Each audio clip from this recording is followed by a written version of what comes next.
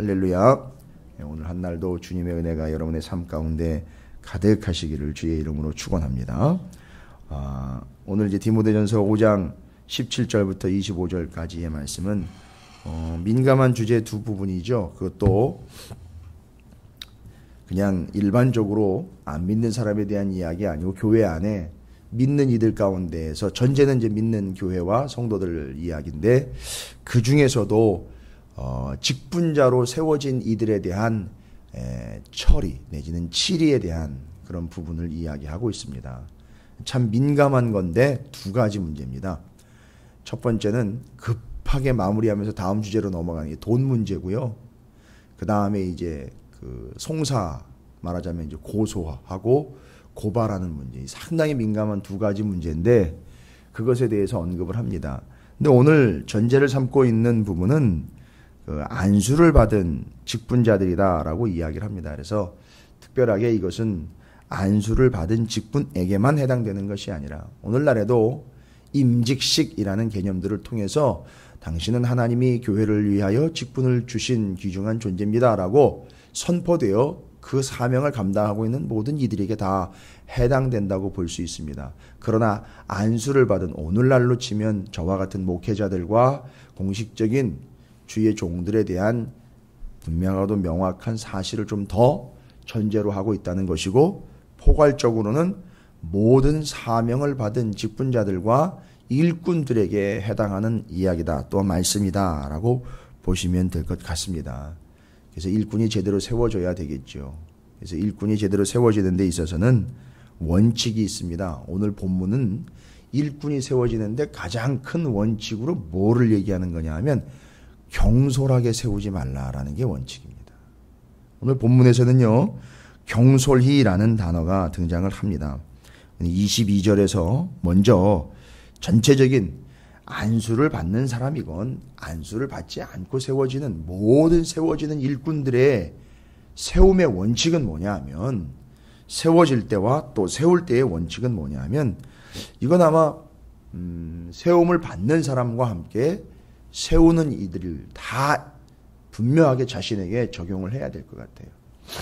우리가 솔직히 얘기하면 그렇죠. 다들 직분을 받고 또 명분을 가지고 교회 안에서 그 직분의 호칭으로 좀 불려가면서 적당한 위치에서 좀 일을 하고 싶은 게 사람의 마음입니다. 인지상정이죠. 그러나 그것은 준다고 넙죽 받는 문제도 있지만 또 그렇다고 자격도 안 되는 일을 세우는 것에 대한 문제도 우리는 고려를 해야 된다는 겁니다. 근데 우리는 받는 입장에 있는 이들이 이걸 또 정확하게 본인에게 적용해야 한다는 부분은 얘기를 안 해요. 세우는 입장에서만 교회와 세우는 제도나 시스템이 신중해야 된다라는 이야기만 하지 받는 사람의 입장에서는 또 이야기를 안 합니다. 뭐냐 하면 받는 사람도 이 기준을 자기에게 적용하라는 얘기입니다.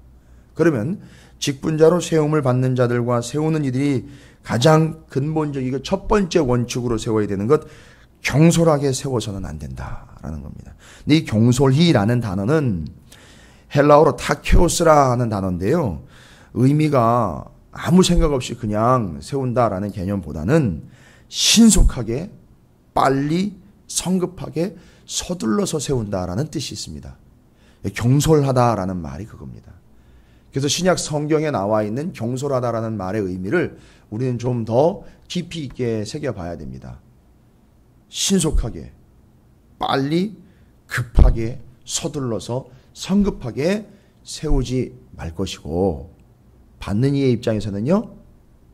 빨리 그냥 내가 빨리 직분 받아서 내지는 빨리 내가 어느 정도 위치에 가서 이런 생각하지 말라는 거죠. 빠르게, 신속하게, 성급하게 서둘러서 준비돼야 될 것들이 좀 준비되고 자격을 좀 갖추고 뭐 누가 판단하겠습니까? 다 하나님의 말씀으로 판단할 일이겠지만 스스로에게도 그걸 적용하자는 거죠. 이 직분을 세우는 게 얼마나 귀중하고 소중한 건지 세우는 이에게도 책임이 있지만 죄송합니다만 받는 이에게도 반 이상의 책임은 있어요. 자격이 안 되면 죄송합니다. 받아서는 안 됩니다. 자격이 안 되면 안수를 해서도 안 되는 일이지만 자격이 안 되면 받아서도 안 된다라는 걸 저는 말씀드려요. 오늘 여기가 말씀하고 있는 원칙이에요. 근데 제가 마음이 안타까운 것은 오늘 특별히 17절부터 25절까지의 본문을 논란이 되는 부분은 없습니다.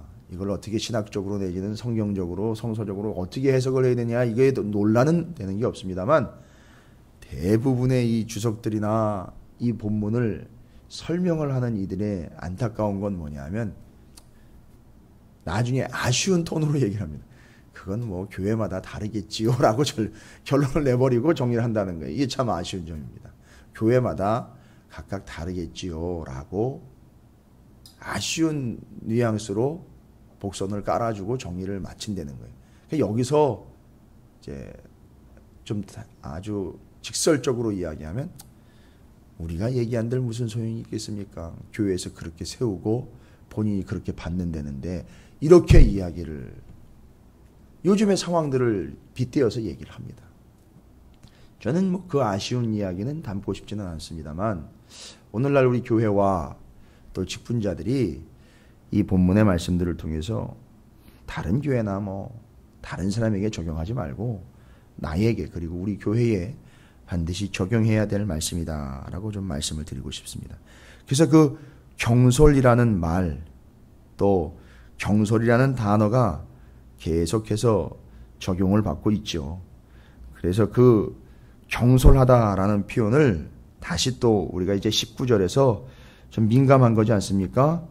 그 일꾼에 대해서 고발하는 문제 이거를 이야기를 합니다. 고발이라는 것은 사회적 법정을 이야기하는 게 아니라 이제 교회 안에서 이건 문제가 됐으니 이건 교회적으로 정리하고 가야 되지 않겠느냐 할 때에 물론 당시에는 이제 교회적으로 이렇게 시스템을 제대로 갖추어서 그 고발이라든지 고소하는 문제에 대해서 뭐 재판위원회라든지 이런 게 따로 있었던 건 아니지만 문제가 됐으니 이 문제를 정리하고 넘어가야 되는 측면에서 반드시 그걸 공론화시켜 그것을 해결하고 넘어가야 된다라는 측면에서 보면 그건 역시도 우리가 직분자를 세울 때 경솔하게 해서는 안 된다라는 것처럼 그건 역시도 문제 삼아서 정리하고 넘어간다 할 때에도 그것도 경솔하게 송사를 받아서는 안 된다는 거죠. 그 원칙을 적용하는 겁니다. 같이. 그래서 19절과 22절에 경솔해서는 안 되는 것에 대해서 직분자 세우는 문제와 잘못을 고발하고 드러내서 해결을 하고 가야 되는 부분에 있어서 우리는 원칙을 반드시 세우자는 거죠. 바로 그것은 경솔하게 하지 말라는 거죠. 경솔하게 하지 말라. 그리고 이제 잘못된 것을 지적을 하고 드러내서 그것을 해결을 하고 넘어가려고 할 때 여러분 고소하고 고발하는 것보다 잘못을 튕겨내서 끄집어내 가지고선 이건 다 정리해야 된다. 이런 측면보다 앞서는 원칙이 뭐냐 하면 여러분 24절과 25절을 마지막 부분에다 적고 있지만 우리는 이걸 믿음으로 갖고 있어야 되고요. 이것이 또 그것보다 더 근본적인 원칙이 되어야 될 것 같습니다. 뭐라고 설명하고 있느냐면 어떤 사람들의 죄는 밝히 드러나 먼저 심판에 나아가고 어떤 사람들의 죄는 그 뒤를 따르나니 이와 같이 선행도 밝히 드러나고 그렇지 아니한 것도 숨길 수 없느니라. 이게 얼마나 참 여유 있고 아주 확신에 가득 차고 믿음이 있는 표현인지 어떤 사람이 악을 행했습니다. 그러면요. 그 사람은 어떻게 되게 돼 있다고요? 너 악을 행했어.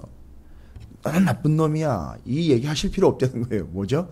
결국은 그 사람이 악을 행한 것 때문에 악을 스스로 행한 것 같지만 이 표현대로라면은요.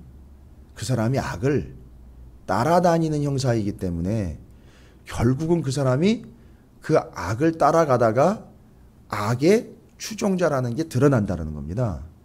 그 다음에 선을 행하는 사람은요. 선을 따르는 사람이기 때문에 결국 그 사람은 나중에 선 뒤에서 발견된다는 거죠.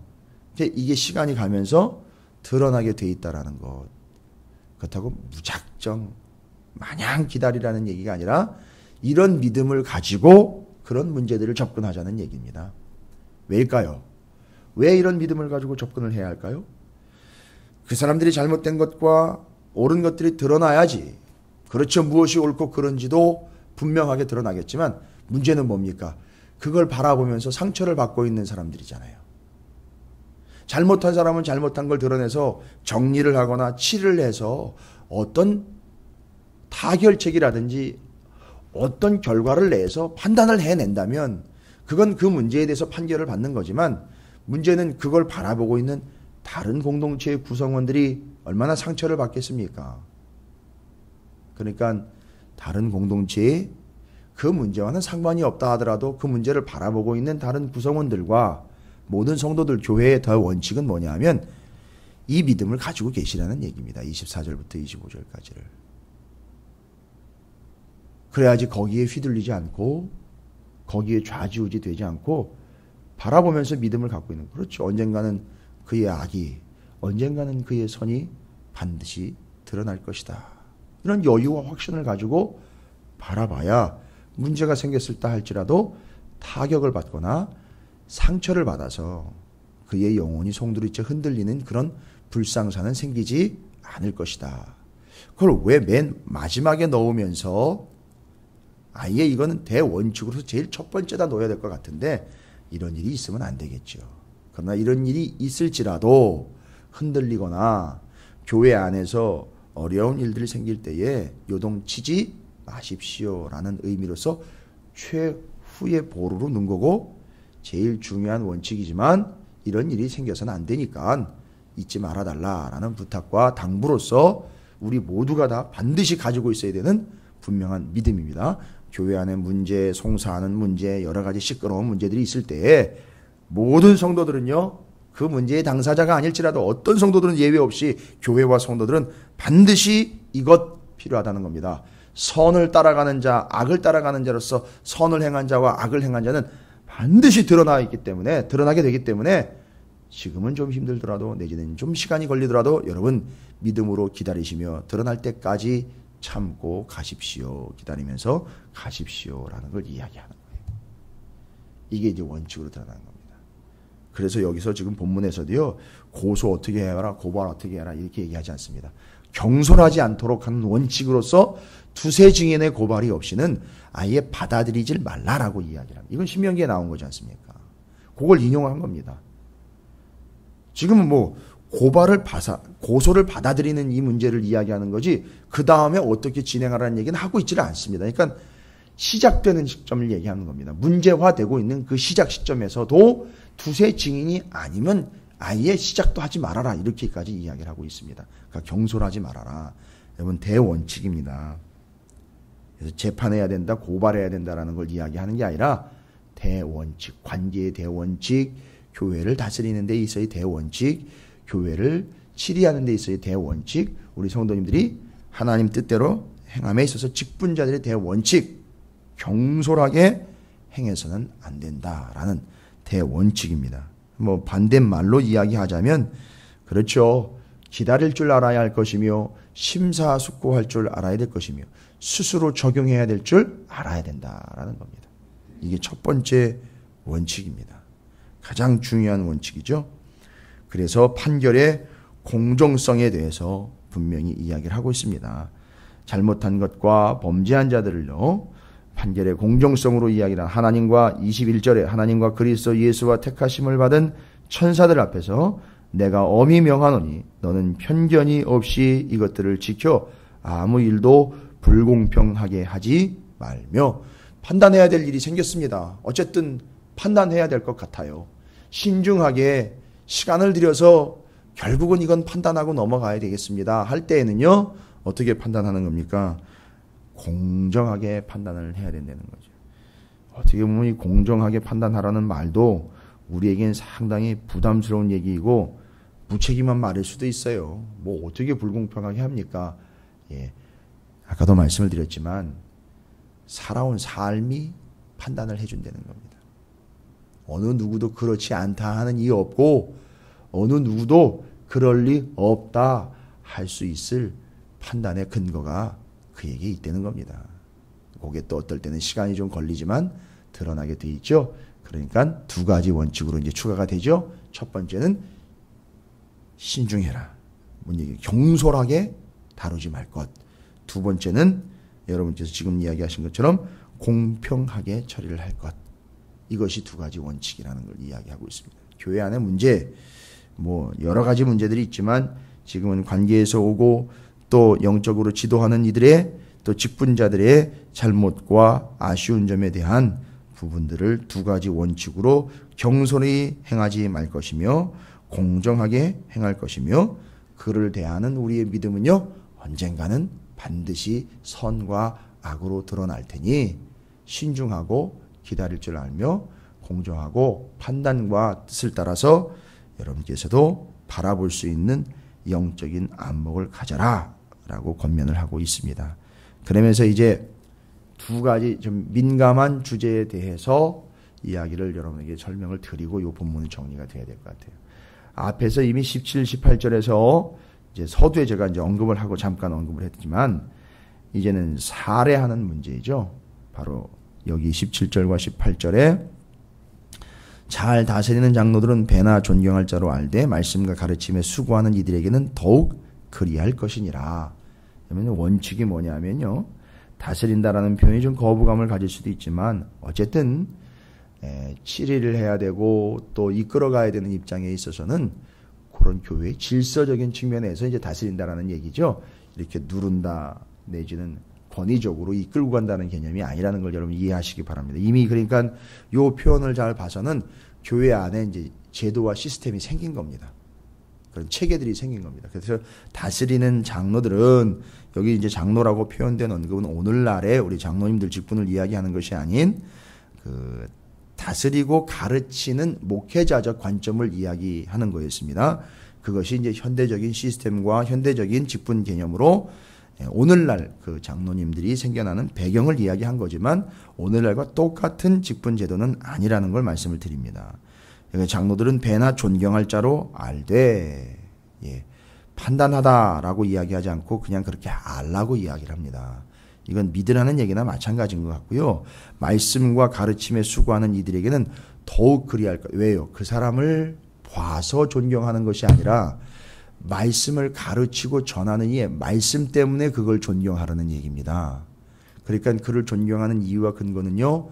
그 사람 개인의 성향도 있겠지만 근본적인 이유는 뭐냐면 말씀 때문입니다. 물론 말씀을 제대로 가르치고 전한다는 원칙 하에서. 그러면서 이제 민감한 부분이 들어가죠. 18절에 성경에 일렀으되 곡식을 밟아 떠는 소의 입에 망을 씌우지 말라 하였고 또 일꾼이 그 삭슬 받는 것은 마땅하다 하였느니라. 뭐 보시다시피 말씀 그대로입니다. 시스템과 제도가 생겼기 때문에 곧 그 몫을 받고 일을 하는 이들이 생겼습니다. 근데 그걸 어떻게 그 삭슬 지불해라, 어떤 방식으로 해라는 전혀 안 나와 있습니다. 왜일까요? 이게 민감한 거기 때문에 그냥 지불해야 한다라는 이야기만 하고 바로 넘어가 버린 거예요. 그러니까 여기서 뭐 어떻게 하고 어떻게 소위 말하면 오늘날로 치면은 일하고 있는 부름받은 안수를 받아서 교회와 성도들을 위하여 다른 일을 두지 아니하고 오직 이 일에 매진하면서 다른 생업으로 생계를 유지하지 않는 한 집중하며 매진하면서 교회와 성도들을 섬기며 돌보는 일로 세워진 제대로 된 전문적인 정말 그것만을 위한 일꾼으로서 그들의 생계를 책임져 줘야 된다라는 개념으로서 말을 한 건데 그 삭슬 지불해야 된다라는 표현으로 대신한 것이고요. 그것에 대해서 어떻게 해야 되고 어떻게 해야 되나 구체적으로 늘어놓지는 않습니다. 그냥 그걸 사실로만 선포를 해버리고 정리를 해버려요. 왜냐면요. 아시다시피 시끄럽지 않습니까? 돈 문제니까요. 솔직히 이야기하면. 교회의 전문 사역자, 전임 사역자들에게 드리는 사례의 문제를 얘기하는 거예요. 어쨌든. 근데 그걸 가지고선 뭐 이렇게 저렇게라고 이야기하기 시작하면 복잡해지는 거죠. 은혜 안 되는 거죠. 시끄러워지는 당연한 겁니다. 그러니까 원칙만 딱 이야기해놓고 나머지 부분은 언급을 하지 않는 거예요. 피해가는 게 아닙니다. 왜냐하면 교회마다 다르고 사역자마다 다르기 때문에 이걸 어떻게 해라 저렇게 해라라고 이야기하지 않고 원칙만 이야기를 해주고 그건 교회들이 알아서 처리해야 될 부분입니다. 라고 탁 넘어가는 거예요. 근데 이제 오늘날 유럽이나 심지어 미국 같은 경우도 그렇습니다만 이렇게 전임 사역자들이 아닌 맡고는 있지만 교회들이 상황이 그렇지 여의치 않다 보니까 한 두세 교회 이상씩을 맡으면서 사역을 하고 있는 이들도 있어요. 근데 그들의 이제 그 가족들을 보면 또 다른 가족들이 생계를 위해서 다른 또 직업을 가져야 되는 예들이 있습니다. 왜냐하면 거기에만 전념을 할 수 없는 구조가 되어버렸어요. 그래서 잠깐씩 말하자면 뭐 주일이라든지 예배 드릴 타임이면 헌신을 하고 나머지 부분들은 생계를 또 책임져야 되는 이런 양쪽을 다 왔다 갔다 해야 하는 사역자들이 요즘은 늘어났습니다. 지금 본문과는 좀 차이가 좀 있는 상황이긴 하죠. 자, 그런 상황 되지 않고 그거 틀렸다라는 얘기는 아닙니다만 그런 상황이 되지 않도록 또 그렇게 상황이 되어 가도록 하지 않기 위한 원칙을 이야기하고 민감한 부분이니까 바로 다음 주제로 넘어간 겁니다. 여러분 이것도 역시 제가 여기서 자세히 말씀드릴 필요가 없는 거예요. 왜냐하면 저도 걸려있는 문제고 여러분이 또 바라보고 있는 문제이기 때문에 이건 뭐 여기서 제가 더 구체적으로 어떻게 해야 됩니다. 어떻게 해야 됩니다는 구체적인 걸 이야기할 필요는 없다는 거죠. 그건 우리 교회 상황과 또 다른 교회는 다른 교회 상황에 맞춰서 하면 되겠죠. 그러나 원칙으로서 이야기한 겁니다. 그 다음에 한 가지 더 민감한 거죠. 23절에 포도주 얘기가 나와요. 포도주 얘기가. 그러면 이건 사역자들도 포도주를 가끔씩 쓰신다는 얘기는 먹어도 되는 거 아니겠습니까? 아유, 죄송합니다. 오해하시면 안 됩니다. 이 포도주를 여러분 보십시오. 표현이 상당히 조심스럽게 표현을 해놨어요. 여러분 이 마음을 좀 이해를 해야 되는데 포도주 마음껏 마셔도 된다라고 자꾸 이게 오해 아닌 오해를 하는데 여기는 포도주를 마셔라 라는 얘기를 안 하고 포도주를 쓰다 라는 표현을 썼어요. 포도주를 술로서 음용을 해야 된다. 그러니까 마셔야 된다라는 개념으로 이야기를 한 게 아닌 거예요. 지금 여기서는. 써라 라는 표현입니다. 죄송합니다만 포도주를 써라 라고 이야기하면 맞습니다. 이게 마시겠죠. 포도주를. 근데 좀 의미를 이야기하기 위해서 포도주를 바를 수도 있는 거 아닙니까? 아닙니다. 이거 변명하거나 이 본문을 오해시키는 게 아니라 그런 개념이 어떨 때는 포도주를 써야 될 때가 있어요. 여러 경우가 있는 게 아닙니다. 디모데에게만 얘기하는 거예요. 지금. 여러 사람에게 얘기하는 게 아닙니다. 디모데에게만 포도주를 써야 될 때가 있다는 거죠. 요건 요 배경을 잘 설명을 하고 이해를 하셔야 돼요. 왜 포도주를 쓰라고까지 굳이 또 얘기를 합니까? 그러면 디모데는 어떤 결정을 하고 있는 거예요? 스스로. 바울이 디모데에게 쓰라고 이야기해주고 있을 정도면 디모데는 이미 바울이 이야기하기 전까지는 전혀 쓰지 않고 있다는 얘기입니다. 그러니까 마시지도 않고 있다는 얘기예요. 근데 써야 된다. 너가 좀 써라 그거를. 이유는 뭘로 이야기를 하고 있죠? 먼저는 디모데가 성경적으로도 아마 그런 것 같아요. 전혀 이제 포도주 마시지 않겠다, 쓰지 않겠다라고 이미 성경적으로 자기 믿음에 의해서 결정을 내린 겁니다.